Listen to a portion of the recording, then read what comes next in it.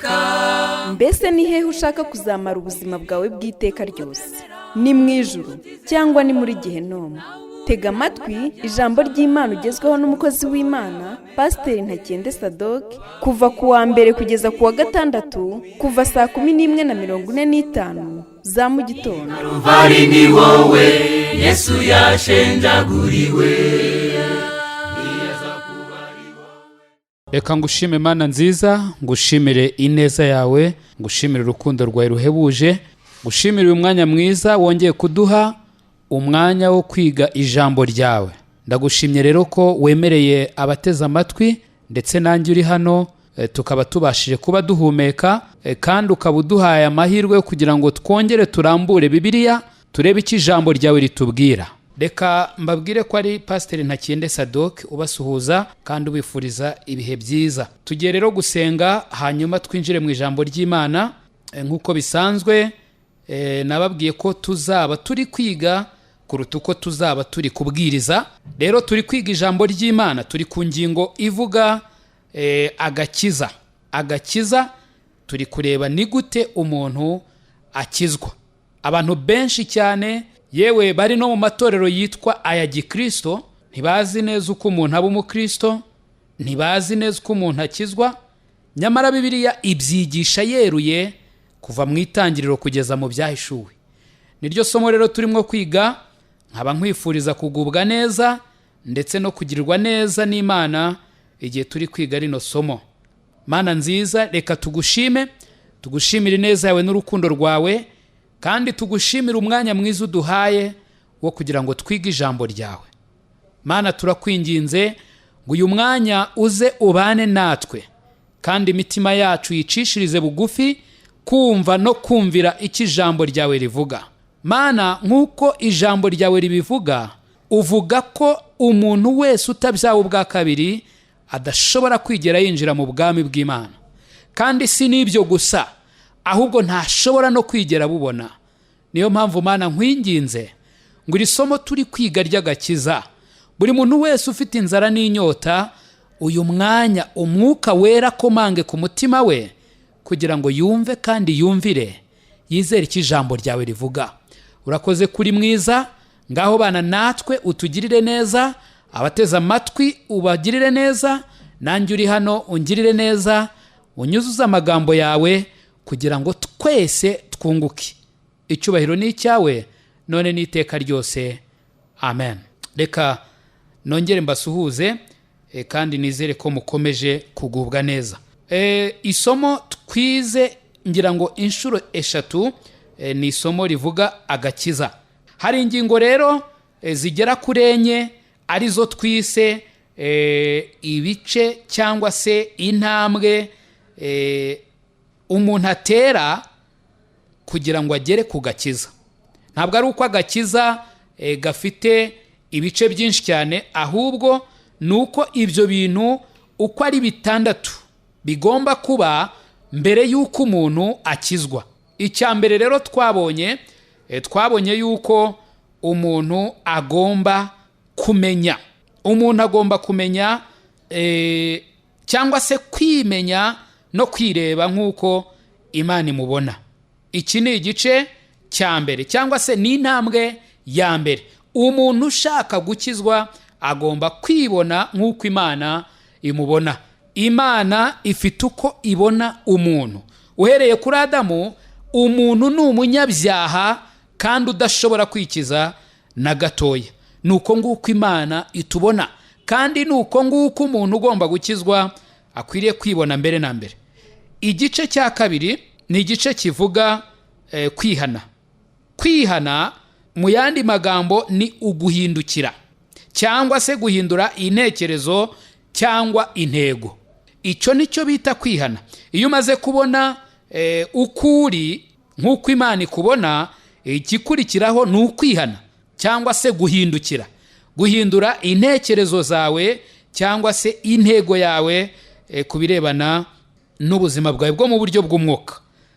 Igice cya gatatu twabonye ni igice cyo gusobanukirwa. Umuntu iyo amaze kwimenya nk'uko Imana imubona kandi koko niko ari, kandi akaba amaze kwihana burundu ibyaha by'agahindukirira Imana, noneho agomba kumenya amahame abiri akomeye. Aya mahame twarayavuze. Ihame rya mbere ni uko umuntu ari umunyabyaha gusa, kandi ni umunyabyaha utakwifasha na gato, utashobora na gato kwikiza habe na mba. Iri ni ihame rya mbere umuntu ukwiriye gukizwa akwiriye kumenya. Iki kintu reka ngisubiremo, kuko hari abantu benshi batekereza yuko ashobora gukora imirimo myiza, ashobora kwitwara neza, akirinda ngo ibyaha, hanyuma Imana ikazamureba ikabona rwose ngo atunganye, ikamwemerera akinjira mu ijuru. Umva nshuti yanjye uteze amatwi, iri ni ihame. Umuntu ni umunyabyaha gusa, nta cyiza kiba mu muntu. Umuntu ni umunyabyaha gusa. Icya kabiri, ni umunyabyaha utakwifasha na gato, utakwigera ashobora namba kwikiza. Iki kintu ukwiriye kucyumva neza. Ni nayo mpamvu Yesu Kristo ari umukiza w'abari mu isi, nuko nta muntu n'umwe uri mu isi washobora kwikiza. Ihame rya kabiri, Kristo wenyine niwe ushobora kumukiza, kandi niwe udukiza ibyaha byacu. Iri naryo ni ihame ntakuka. Nta wundi mukiza ushobora kwigera ubona, haba mu ijuru, haba ku isi, haba ikuzimu. Nta wigeze abaho, nta n'uzigera abaho, nta n'uriho uyu munsi wundi. Umukiza ni Yesu Kristo wenyine. Aya mahame abiri rero iyo uyasobanukiwe neza, hari ikintu uba umaze kugeraho. Uba umaze kugera aho ushobora gutabaza umukiza, ukamwinginga umusaba kugukiza. Hari itandukaniro rero rikomeye hagati y'icyo ubona n'icyo usobanukirwa. Urugero rwa mbere rushushanya umuntu ashobora kubona ibimenyetso by'indwara ariko ntasobanukirwe uko icyo cyorezo cyaba kimeze, kimaze kungana mu muntu cyangwa se mu mubiri we. Rero n'umuntu ashobora kwibeshya yuko ari umunyabyaha, ariko ibyaha bye bikaba bidakabije cyane. Ntago uko ari ukuri. Icyaha ni kibi, gifite imbaraga n'ubushobozi bwo kugeza umuntu muri Gehinomu. Rero ntugakinishe icyaha, kuko icyaha ni ikintu kibi cyane, kiremereye cyane, kimanura umunyembaraga, umukire, umuntu ukomeye w'umunyacyubahiro kuri iyi si, umuntu uwo ari we wese, kikamugeza ku ndiba y'Igehinomu. Ndakwinginga rero ngo utazigera ubona icyaha nk'aho ari gitoya. Igice cya kane twabonye ni igice cyo kwerekwa. Ni igice cyo kwerekwa.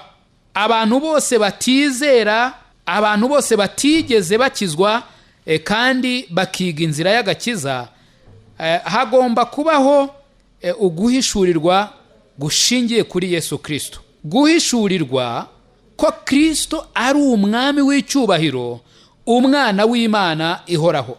Twabonye ingero nyinshi zikomeye z'abantu bagiye bagira iryo hishurirwa, bakamenya Yesu Kristo uwo ari we. Yesu Kristo, umunyabyaha ugomba gukizwa, akwiriye kumuhishurirwa n'Imana mu buryo bw'umwuka, mu buryo budasanzwe. Atari ukumva izina gusa Yesu Yesu, ahubwo ugasobanukirwa neza Kristo uwo ari we. Icyo ngicyo ni ikintu kiba ku muntu ukwiriye gukizwa. Tubonye ibice bine. Icya mbere tubonye ni uko umunyabyaha akwiriye kwimenya cyangwa se kwibona nk'uko Imana imubona. Igice cya kabiri ni uko akwiriye kwihana cyangwa se guhindukira. Igice cya gatatu ni uko akwiriye gusobanukirwa. Hanyuma igice cya kane ni uko akwiriye kwerekwa cyangwa se kugira ihishurirwa rya Kristo. Agahishurirwa ko Kristo ari umwami, ari umukiza, ari umwana w'Imana ihoraho, ari we ukuraho ibyaha by'abari mu isi bose. Rero iki kintu iyo umuntu amaze kugisobanukirwa, hari indi ntambwe aba agiye gutera. Iyi ntambwe ni intambwe nziza cyane, kuko ni intambwe yitwa kwakira. Kwakira, iri jambo ndarikunda cyane, kwakira. Ari naho tugiye gushingira no guhera uyu munsi wa none. kwakira. Ni intambwe ya gatanu umuntu atera iyo agiye gukizwa. Ndagira ngo wibuke ko agakiza ari impano. Impano ntishobora gukorerwa, ntishobora kwishyurwa, cyangwa umuntu abe ayigombwa. Nta muntu ukugomba impano. Yewe impano irakirwa gusa. Impano irakirwa gusa. Abaroma igice cya 6 umurongo waho wa 23, Bibiliya iratubwira amagambo avuga ngo kuko ibihembo by'ibyaha ari urupfu, ariko impano y'Imana ni ubugingo buhoraho muri Yesu Kristo umwami wacu. Ibihembo by'ibyaha ni urupfu. Ayo ni amakuru mabi cyane, kuko ayo ni amakuru areba buri muntu wese uzi neza yuko ari umunyabyaha, ndetse anareba buri muntu wese ukeka yuko atari umunyabyaha. Aya ni amakuru atureba nk'ikiremwa muntu twese. Ibihembo by'ibyaha ni urupfu, ariko Imana ishimwe kuko bidahagarariraho, kuko Imana ari umutunzi w'imbabazi, kuko Imana ari urukundo. Yakunze abari mu isi cyane bituma itanga umwana wayo w'ikinege. Ni nayo mpamvu impano y'Imana nk'uko biri bitubwiye ari ubugingo buhoraho muri Kristo Yesu umwami wacu. Yohana igice cya 10 umurongo waho wa 28.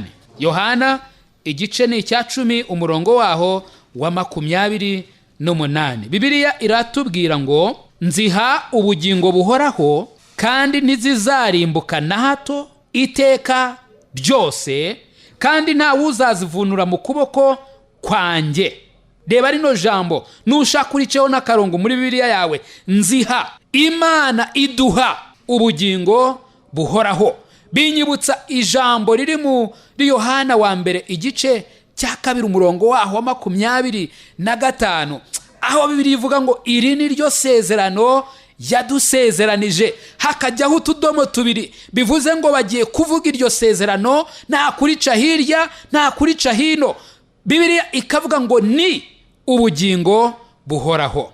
Imana yacu ishimwe cyane, kuko impano yayo ni ubugingo buhoraho, kandi ubwo bugingo bubonerwa muri Yesu Kristo umwami wacu. Hari ibintu bibiri ugomba kwakira kugira ngo ukizwe.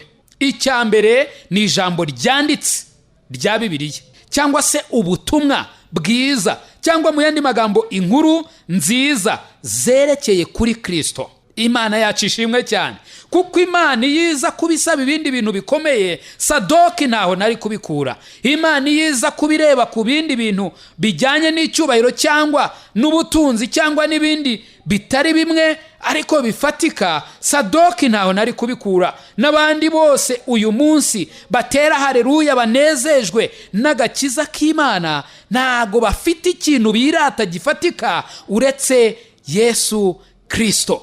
Uretse amaraso ya Yesu Kristo niyo yonyine umuntu ukizwa yirata, kuko imbaraga z'abanyembaraga, ubutunzi bw'abatunzi, nta kintu bishobora kubafasha na gato kubijyanye no gukizwa. Rero ijambo ryanditse rya Bibiliya, ubutumwa bwiza, inkuru nziza zerekeye kuri Kristo, iri ni ryo jambo umunyabyaha yumva, yaryakira, yaryizera, agakizwa. Waryakira igihe ribwirizwa, waryakira igihe rihishuwe n'umwuka w'Imana muri wowe. Tubyarwa ubwa kabiri binyuze mu ijambo ry'Imana.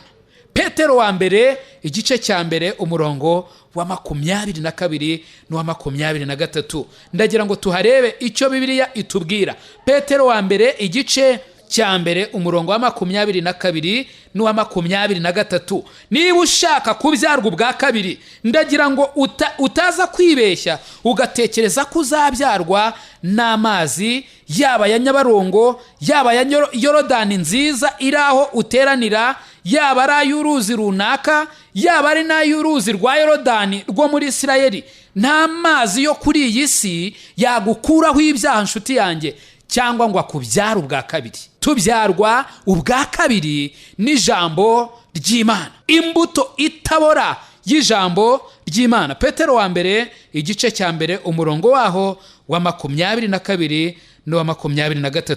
Bibiliya iravuga ngo nuko rero ubwo mwiyejesheje imitima kumvira ukuri kugira ngo mubone uko mukunda bene data mutaryarya, mukundane cyane mu mitima, kuko mwabyawe ubwa kabiri, mutabyawe n'imbuto ibora, ahubwo mwabyawe n'imbuto itabora, mubiheshejwe n'ijambo ry'Imana rizima rihoraho. Mana yacu ishimwe cyane, kuko iyi mbuto itabora ariyo jambo ry'Imana rizima ndetse ijambo rihoraho, iyi mbuto niyo ibyara umuntu akaba abyawe ubwa kabiri, akaba abonye ubugingo buhoraho, akaba atandukanye n'urupfu, yinjiye mu bugingo buhoraho. Ndagira ngo urebe muri Bibiliya yawe, urebe muri Yohana, Yohana igice, reka turebe mu Baroma, ariko disi we, reka turebe mu Baroma igice, Abaroma igice cyaho, ariko reka mbanze mpere muri Yohana.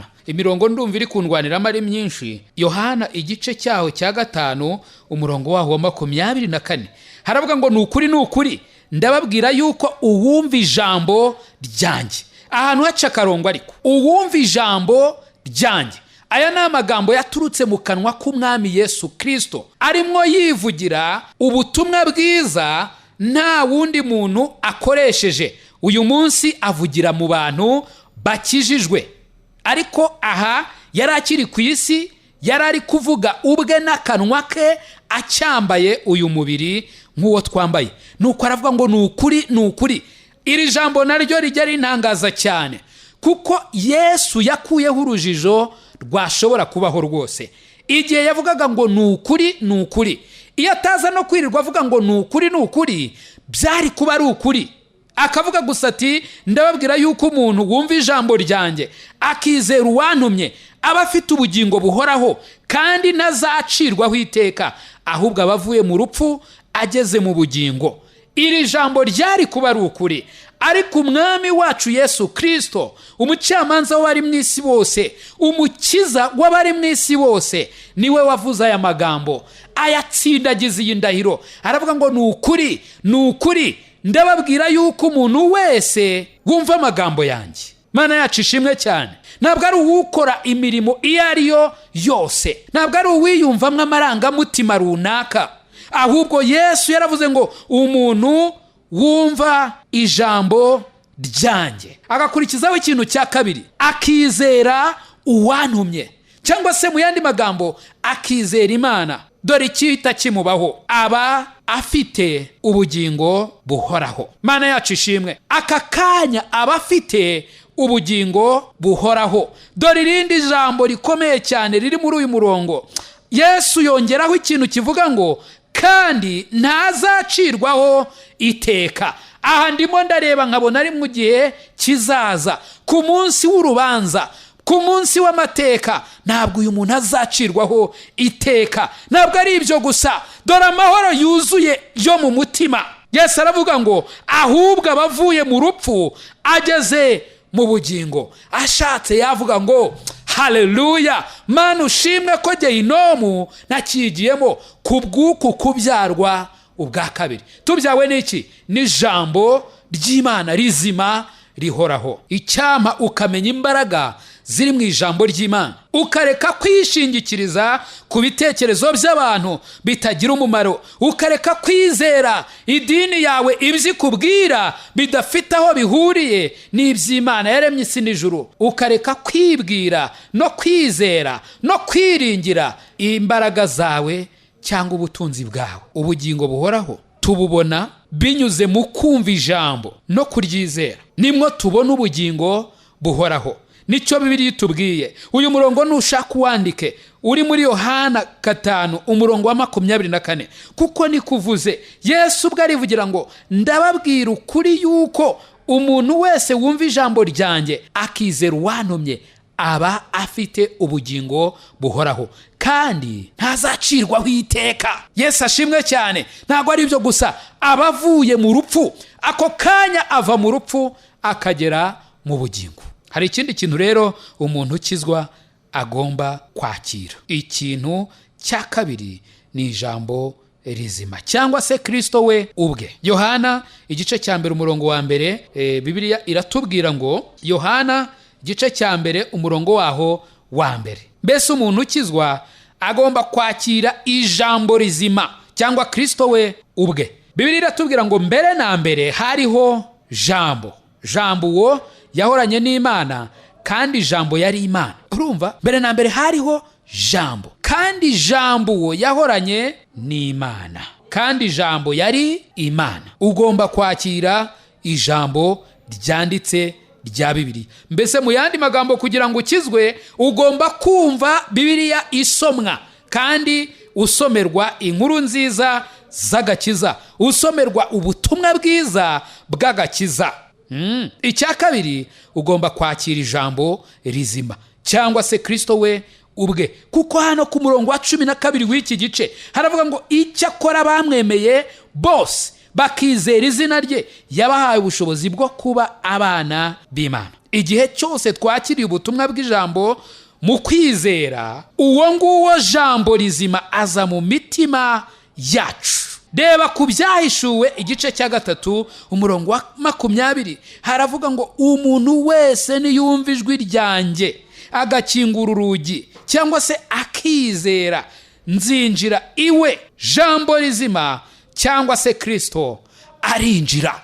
Iyo wumvise ubutumwa bwiza maze ukizera icyo ijambo ry'Imana rikubwira, ukizera amasezerano y'Imana, jambo rizima Kristo ubwe yinjira muri wowe, maze akaba umwami mu mutima wawe, akaba umukiza w'ubugingo bwawe, maze kuva uwo munsi ukaririmbishwa n'umunezero. Igice cya 6 ari nacyo cya nyuma cyangwa se indi ntambwe ya nyuma umuntu atera kugira ngo akizwe ni iyi ngiyi, ni ukwishingikiriza. Kwishingikiriza, kera twajyaga dutera agakorasi, naragakundaga cyane, n'ubu ngira ngo niba rejo nakibutse sinibuka neza, ariko ako gakorasi kakomeje kunzamo, karavuga ngo twegamiye umugabo ukomeye, twegamiye umugabo ukomeye ari we Yesu. Ako gakorasi twakaririmbaga tuvuga ngo twegamiye umugabo ukomeye, twegamiye umugabo ukomeye, twegamiye umugabo ukomeye ari we Yesu. Kwishingikiriza, iyo umaze kumva ibintu byose mbabwiye uko ari 5, icya nyuma ni ukwishingikiriza cyangwa se kwishingikiriza. Ushatse wavuga nko kwiringira. Urabona nk'iyo ugiye guhaguruka ariko uri ahantu utizeye neza ugukomera kwaho, uri nka hejuru y'urwobo, ugira gutyo ukarambura ukuboko ukareba igiti cyaba kiri hafi aho, cyangwa se ukareba icyatsi ariko nacyo gifite imizi, ukabanza ugasa nk'ugikurura witonze kugira ngo urebe yuko gishobora kugufata, hanyuma ukakizamukiraho ukava muri urwo rwobo. Kwishingikiriza kuri Yesu. Reka nkubwire, idini yawe ntabwo ikomeye bihagije ngo ube wayishingikirizaho hanyuma igukure muri gehinomu ikugeze mu ijuru. Ese ni iki wishingikirijeho cyangwa wizeye ko kizakugeza mu ijuru? Ni iki waba wishingikirijeho? Ni iki waba wizeye ko kizakugeza mu ijuru? Ni ibihe bintu bimwe abantu bishingikirizaho? Ni ibihe watekereza wowe? Kuko hari abishingikiriza ku mubatizo, kavuga ati genda umukristo. Byagenze gute kugira ngo ube umukristo? Narabatijwe. Undi akavuga ati ge nzajyayo. Kubera iki? Ndimo ndakora cyane rwose, ndimo ndahatanya, ndimo ndagerageza gukora imirimo myiza. Undi akakubwira ati idini yacu izajya mu ijuru, niyo ifite ukuri, twebwe rwose tuzajya mu ijuru, dufite n'umwuka wera, dukora ibitangaza, tugira gute abarwayi barakira, twebwe tuzajya mu ijuru. Hari n'abandi bavuga ngo kuba babyiyumvamo, kavuga ati je rwose numva nzajya mu ijuru. Cyangwa se abandi bakavuga bati jewe niho nshaka kujya. Nubwo atazi inzira, nubwo atitaye kuko umuntu abyarwa ubwa kabiri nk'uko ijambo ry'Imana ribivuga, waravuga ati je niho nshaka kujya, kubera iyo mpamvu, kubera ko ariho nshaka, ubwo nzanajyayo. Ibyo byose n'ibindi byinshi cyane waba uri gutekereza, ndagira ngo nkubwire ngo ntago bikomeye bihagije. Kugira ngo tugire icyizere cy'agakiza kacu, tugomba kuba twishingikirije gusa ku nkingi ebyiri zikomeye z'ukuri.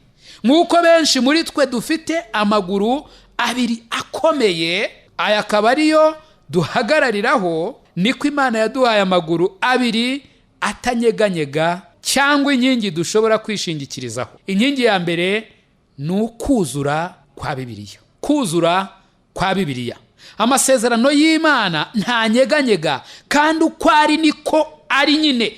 Ushobora kuyahagararaho. Niba Imana yarabivuze, byizere kandi reka bikemure impagarara zari zikurimo.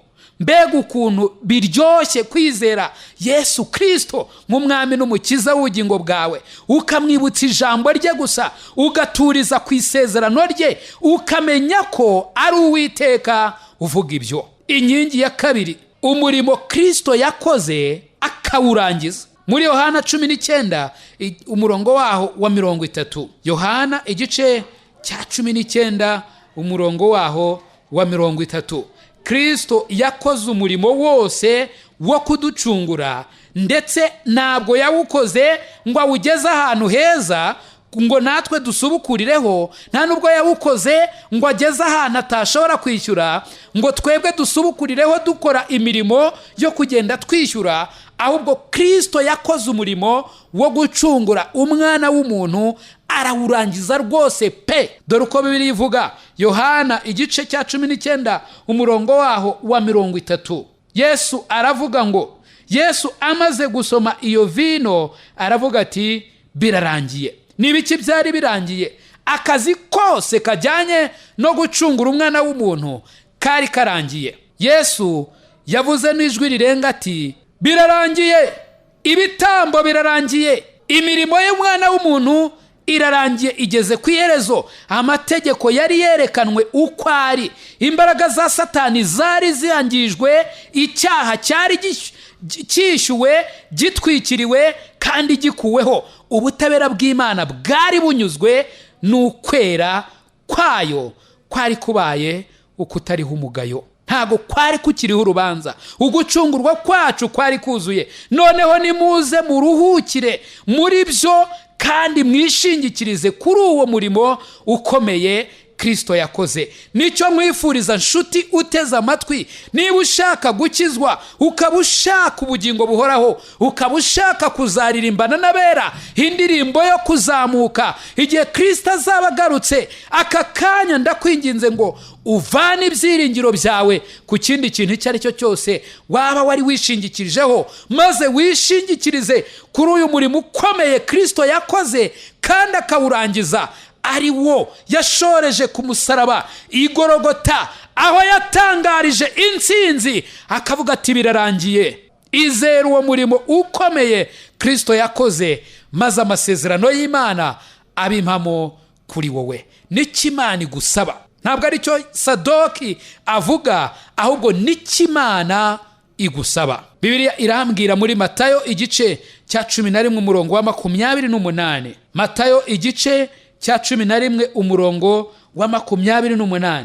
Bibiliya irambwira ahangaha ngo mwese abarushye n'abaremerewe nimuze munsange ndabaruhura. Aya magambo Yesu Kristo niwe wayavuze, kandi n'uyu munsi aracyayavuga. Ahari ushobora kuba uremerewe, ahari ushobora kuba urushye, wibaza utari ko se koko nzagerayo? None mu ijuru bavuga nzagerayo? Abantu benshi cyane barabyibaza.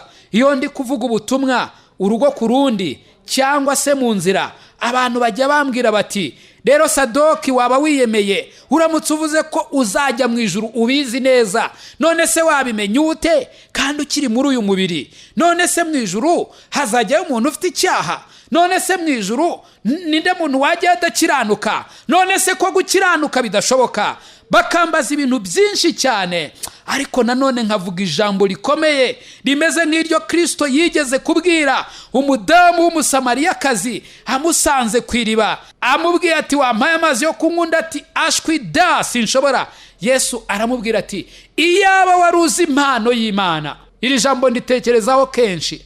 Abantu benshi ntabwo bazi impano y'Imana, ni nayo mpamvu barushye, ni nayo mpamvu batazi neza amasezerano y'Imana ko ari ay'ukuri, nuko batazi impano y'Imana. Nyamara Bibiliya ivuga inshuro ntibuka umubare, ariko nzi neza ko ari nyinshi. ivuga ko impano y'Imana ari ubugingo buhoraho muri Kristo Yesu. Iyo umuntu ubuntu ahaye mugenzi w'impano, abantu baranezerwa bakitera hejuru ndetse akagenda yizeye ko ari impano. Ariko Imana yavuga ngo ubugingo buhoraho ni impano mbahaye, abantu bakanga kwizera ko Imana koko ibahaye impano. Bakavuga bati Imana koko urampaye ariko reka nyikorere, urampaye ariko ngomba kukwishyura, urampaye ariko ngomba kubigenza gutya. Ntabwo Imana ari umuntu ngo ibeshye.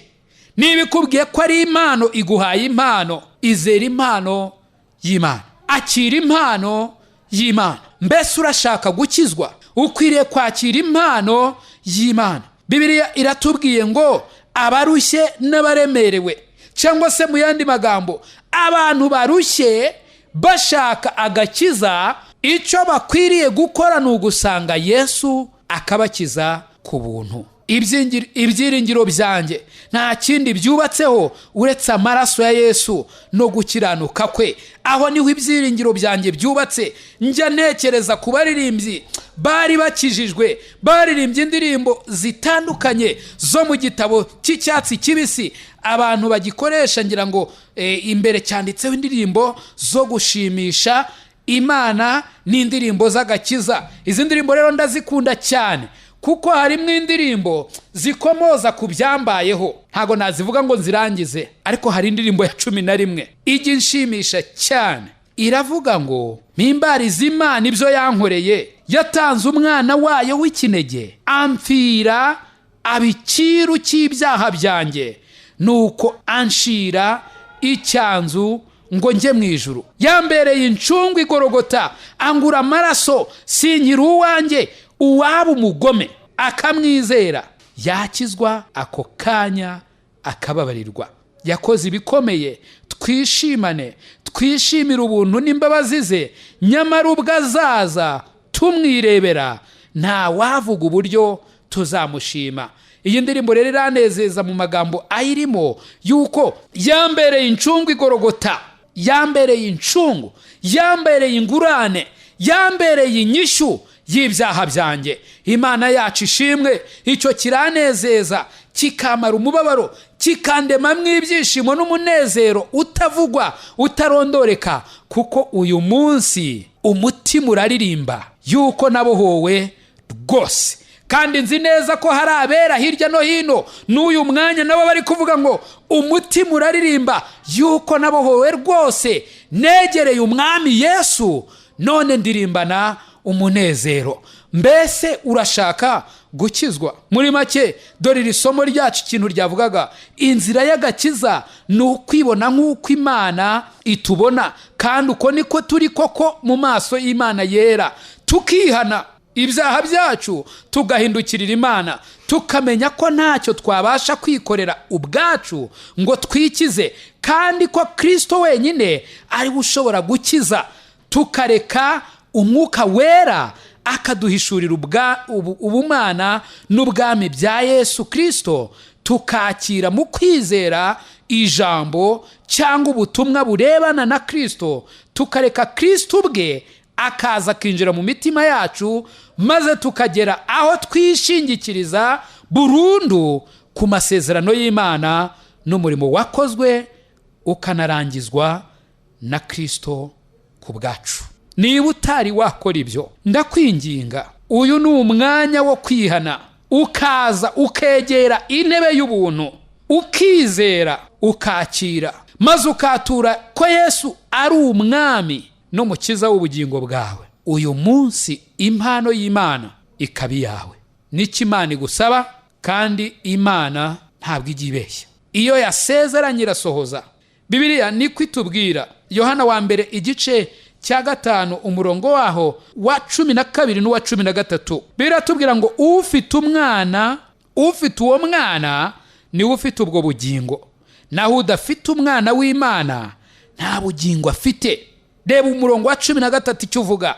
Ibyo ndabibandikiye mwebwe abizeye izina ry'umwana w'Imana, kugira ngo mumenye yuko mufite ubugingo buhoraho. Imana ishaka kumenya uyu munsi yuko ufite ubugingo buhoraho.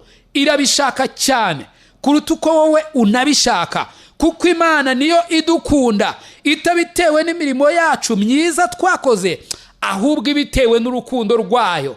Imana yacu ishimwe cyane, kuko iyo iza kubidukundira ibyo twakoze, ntabwo uyu munsi ahacu haba hakibukwa. Niyo mpamvu Imana igihe twari tukiri abagome yohereje umwana wayo Yesu Kristo ngo apfe urupfu rubi ku musaraba. Yabikoreye iki? Yabikoreye urukundo rwayo, kugira ngo twebwe abanyabyaha nitwizere urukundo rwayo ituguranire, ituvunjire, iduhe ubugingo buhoraho, idukurireho urupfu rw'iteka ryose. Uyu munsi ni wo wawe. Ndakwinginga, niba aya magambo ari ubwa mbere uyumvise, cyangwa se ukaba utarigeze ukizwa nyuma yo kumva ijambo ry'Imana muri Bibiliya, ngo wumve ubutumwa bwiza bw'agakiza maze wizere amasezerano y'Imana, ahubwo ukaba warabwiwe uti ukiri umwana warabatijwe, ubwo wahindutse umukristo ukiri uruhinja, cyangwa se ukaba warize n'inyigisho z'igice, ubonye yaba warize inyigisho nzima, inyigisho zuzuye, byakabaye byiza, ariko niba warize iz'igice, wari ukwiye kumva ijambo ry'Imana rizima, ijambo ry'Imana ryuzuye riguhesha agakiza, maze ukizera iryo ngiryo. Ndakwinginga uyu munsi wa none nturenze utari wakira impano y'agakiza. Ushobora kuba uvuga uti ndashaka kukwibariza ikibazo. Wahamagara kuri nimero yanjye ya telefone igendanwa ni